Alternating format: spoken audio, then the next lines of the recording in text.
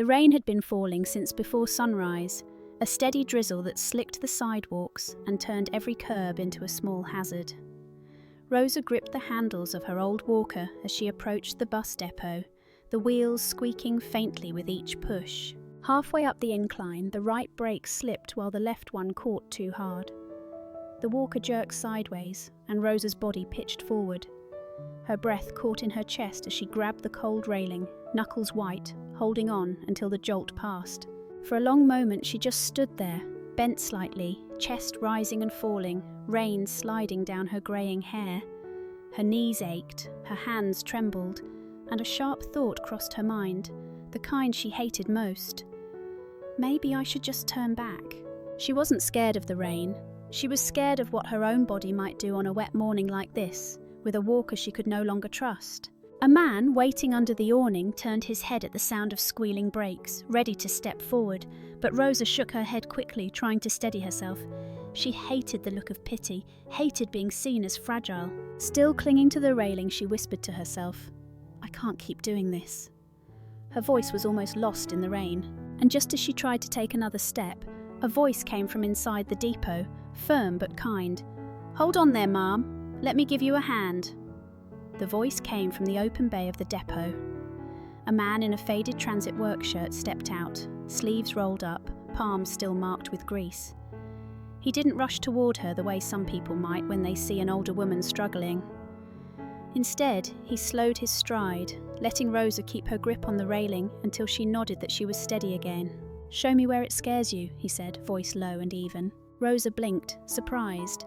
Most people asked if she was hurt, then offered a quick smile before moving on. This man, Cal, his name stitched faintly above his pocket, wasn't looking at her like a problem. He was studying the old walker with the same focus he might give a bus fresh off the line. Her hands still trembled from the near fall. She tapped the right handle with her thumb. "Here. Some days it locks too tight, other days it won't hold at all. Hills like this..." She trailed off, shaking her head. Cal crouched slightly, pressed the lever, listened to the faint grind. He gave a small nod. "That's not the kind of gamble you should have to take." His tone wasn't pity, just matter of fact, like he was stating something obvious that others had ignored. Rosa let out a shaky breath she hadn't realised she was holding. For the first time in weeks, she felt someone wasn't brushing her off. Someone was paying attention, not just to the machine, but to what it meant for her life. Cal stood, wiped his hands on the rag tucked at his belt, and gestured toward the garage. "If you've got a few minutes, let's get you out of this rain. I'll take a proper look." Still holding the railing with one hand, Rosa hesitated only a moment before nodding. And as they stepped inside, the morning that had begun with fear started to feel just a little less heavy. Inside the depot, the air carried the warm scent of oil and metal. Fluorescent lights buzzed above as Cal steered Rosa toward a corner where a small heater hummed against the damp. He set the walker on a patch of concrete, rolled up his sleeves a little further, and leaned in to inspect the brake cables. His hands stayed busy, loosening bolts, wiping grime from the housing, but his voice was calm. "So how long's it been giving you trouble?" Rosa eased into a folding chair, clutching her coat across her lap. She hesitated, not used to people asking in a way that sounded like they actually wanted the truth. "Months," she admitted. "I used to help at the community art centre after school. Just kids, middle schoolers mostly. They'd come in full of questions, full of energy. I'd set out paper and paints, try to give them a place to breathe." Cal gave a small grunt of acknowledgement, not looking up, his fingers threading the brake line carefully back through its slot. The steady click of his tools filled the silence. "They still need it," Rosa went on, her voice quieter now. "But this walker, it's gotten worse. Last week, one of my students carried a rolled-up poster for me because I couldn't manage it, sweet kid. But I felt like I'd turned into the burden, not the helper. I've thought about quitting altogether." The words hung between them, heavier than the smell of grease and oil. Cal paused long enough to glance up at her, meeting her eyes just for a second. Then he gave the brake a firm squeeze, shook his head and said, "You're not the burden. Sounds like you're the reason those kids have a place to show up." Rosa blinked, startled by the certainty in his tone. Nobody had put it like that before. Cal tightened another bolt, then gave her a faint smile. "Let's keep you rolling. Those kids don't need less of you, they need more." Rosa exhaled slowly, the corners of her lips lifting despite the weight in her chest. For the first time in a long while, the thought of walking back into that art room didn't feel impossible. Cal pushed the walker onto a flat patch near his workbench, kneeling down with a rag draped over his shoulder. He tugged at the brake cable again, grimacing at the grit that clung to it. With practiced hands, he loosened the housing, pulled the line free and wiped it clean. The smell of oil lingered as he worked, steady and precise. "Let's see if this buys us some time," he said, threading the cable back through and tightening it firmly. He gave the lever a squeeze, smoother now, no grind. With a small nod, he rolled the walker back toward Rosa. "Give it a try." Rosa rose carefully from the chair, fingers wrapping around the new grips. She pressed the brake, surprised at how solid it felt under her hand. "Feels stronger already," she murmured, a flicker of relief in her voice. She eased onto the garage ramp, the same slope that had nearly toppled her outside. At first, the walker held steady, the brakes catching evenly. Rosa let herself breathe, daring to believe. But halfway down, the right brake gave a little slip, the frame jolting forward just enough to send her heart racing. She caught herself on the rail with a sharp gasp. Cal was at her side in a second, steadying the walker before she lost balance. He muttered under his breath, not at her, but at the stubborn machine. "Better isn't good enough." Rosa forced a thin smile, still catching her breath. "It's more than I had this morning," but Cal only shook his head. "If it still scares you, then it's not fixed." His voice was firm, not unkind, the tone of a man who refused to settle for halfway. He knelt again, determination etched in his brow, reaching for a different set of tools. "We'll try another angle. There's got to be a way to make this right." Rosa watched him, a strange comfort rising in her chest. For years she had learned to accept good enough. Yet here was someone who clearly wouldn't stop until it was safe, truly safe. And that, more than the tightened brakes, gave her a reason to believe this day might turn out differently. Cal sat back on his heels, wiping a streak of oil across the rag draped on his shoulder. The walker stood in front of him, brakes tightened again, but he wasn't satisfied. He gave the right handle another squeeze, listening to the faint slip inside the cable, his jaw set. Rosa watched him quietly, her shoulders sagging. "You've already done more than anyone else would," she said softly. "I can get by like this. I've been getting by for months." Cal shook his head, muttering under his breath, "Getting by isn't the same as being safe." He stared at the walker for a long moment, then glanced at Rosa. "Those kids you told me about, they deserve to see you without you worrying about every step." Rosa gave a weary laugh. "Tell that to this old thing. I can't even carry my supplies anymore. Last week, a 12-year-old had to haul my poster tubes for me. Sweet boy. But I felt like I'd switched places with him. I was the one being looked after." Cal paused, his brow furrowing as though something had clicked. He stood suddenly, walked across the depot, and pulled a small box from a dusty shelf. Inside sat a compact 3D printer, its plastic casing scuffed, a spool of blue filament still attached. Rosa tilted her head. "What on earth is that?" Cal brushed off the dust, setting it on the bench. "Picked it up a few years back. Thought I'd use it to make spare parts for old bus fittings. Never got much further than a few trial runs. But it can do more than brackets." He looked at her walker, then back at Rosa. "Like new grips that don't tear up your hands. Maybe even a holder so you don't have to juggle those posters." Rosa blinked, unsure if he was serious. "You'd make something just for me?" Cal gave a half smile, almost shy. "If you're still showing up for those kids, the least I can do is make sure your walker shows up for you." The words caught Rosa off guard. She swallowed hard, the sting of tears rising again. For the first time in months, she felt someone wasn't just patching her problems. They were actually thinking about how to give her life back. The little printer hummed on the bench, its nozzle moving back and forth, layering thin strands of bright blue plastic. While it worked, Cal kept busy on the walker, tightening the bolts, polishing the frame, checking the wheels again and again until they rolled smooth under his hands. When the printer finally beeped, he lifted 2 rounded grips from the tray, warm and light. He slid them carefully onto the walker's handles, twisting until they fit snugly, then pressed down to test the feel. Satisfied, he reached for a length of tubing salvaged from an old bus vent, cut it clean, capped one end, and strapped it neatly to the side of the frame. He stepped back, wiping his palms on his shirt.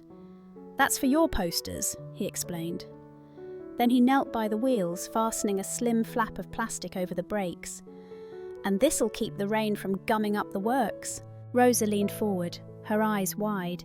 She touched the new grips, the smooth plastic warm against her hands, then traced the edge of the tube. "You thought of all this?" Cal gave a small shrug, almost sheepish. "Figured you shouldn't have to choose between showing up for those kids and fighting with a piece of equipment." He rolled the walker toward the depot ramp and gestured. "Go on, give it a try." Rosa stood, her chest tight with nerves, and gripped the new handles. She stepped slowly onto the incline, bracing herself for the familiar slip. But this time the wheels moved steady, the brakes catching evenly. No jolt, no lurch. She walked up and down again, faster now, until the rain pattered on her coat instead of on her fear. Her throat closed. She turned, laughing through the tears that spilled down her cheeks. "It doesn't scare me anymore." Across the street, a boy under a dripping hood stopped and pointed. "That's Miss Rosa's walker!" he shouted, his voice carrying over the rain. A few people turned to look. Rosa froze for half a second, then smiled, lifting her chin. For once, being noticed didn't sting. She gripped the new handles tighter, blinking at Cal through the mist in her eyes. "No one's ever done something like this for me." Cal tugged the brim of his cap, awkward as ever, but the pride in his voice was unmistakable. "Well, someone should have, a long time ago." The rain eased to a mist, tapping lightly on the metal roof of the depot. Rosa stood just inside the doorway, her hands resting on the new blue grips. She wasn't moving now, just holding them, as if she needed to memorize the feel. "It's been a long time," she said quietly, her voice catching, "since anyone built something with me in mind." Cal leaned against the workbench, arms crossed, his cap tilted low. He wasn't good with words, and she could see it. Still, he gave a small nod. Seemed like the right thing to do. Rosa let out a laugh, shaky but real. The right thing feels rare these days. For a few moments, neither of them spoke. The depot smelled of oil and rain, the heater hummed in the corner, and Rosa realised how long it had been since she'd felt seen. Not pitied, not brushed aside, but treated like her comfort mattered. She tightened her grip on the handles, lifted her chin, and looked him in the eye. "You didn't just fix a walker, you gave me back a reason to keep showing up." Cal shifted, uncomfortable under the weight of her words, but he didn't look away. "Then we did it right." It was a short exchange, nothing dramatic. But in that pause, Rosa felt something change. The fear she carried every time she left her apartment didn't feel as heavy anymore. For the first time in months, she was already thinking about tomorrow. The next morning, Rosa was back at her apartment, sipping coffee when her phone buzzed. A neighbour had tagged her in a video. It was grainy, filmed from under the depot awning the night before. You could see her testing the walker on the ramp, laughing through tears, while Cal stood nearby, awkwardly tugging at his cap. The caption read, "Kindness still exists." The clip wasn't polished, rain on the lens, shaky framing, but it spread quickly. Parents from the art centre chimed in, writing, "That's Miss Rosa, she's the one who teaches our kids after school." A veteran commented, "That mechanic once fixed my truck ramp without charging a dime." Of course, not everyone believed it.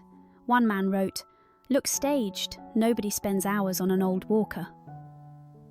But for every skeptic, there were dozens of shares with simple notes like "Faith restored," and "This is the good news we needed."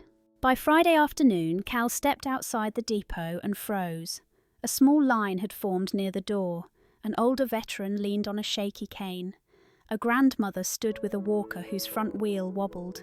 A young mum pushed a stroller with brakes that squeaked so loudly the baby flinched at each step. Rosa, who had come by to thank him again, watched Cal's face and couldn't help but smile. "Looks like word got out," she said softly. Cal rubbed the back of his neck, clearly overwhelmed. He had no sign, no system, no plan.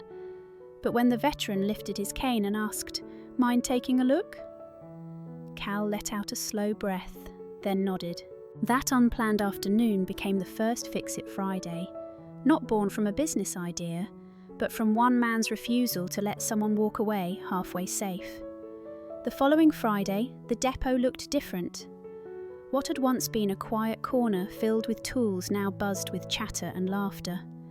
Walkers leaned against the wall, canes rested beside folding chairs, and kids darted between adults holding paper cups of hot cocoa handed out by volunteers. Rosa arrived with her students trailing behind, arms full of markers and poster board. They had insisted on coming, whispering to each other all week about surprising the mechanic who had kept their teacher showing up. By late afternoon, when the last repair of the day was finished, the children carried out their creation.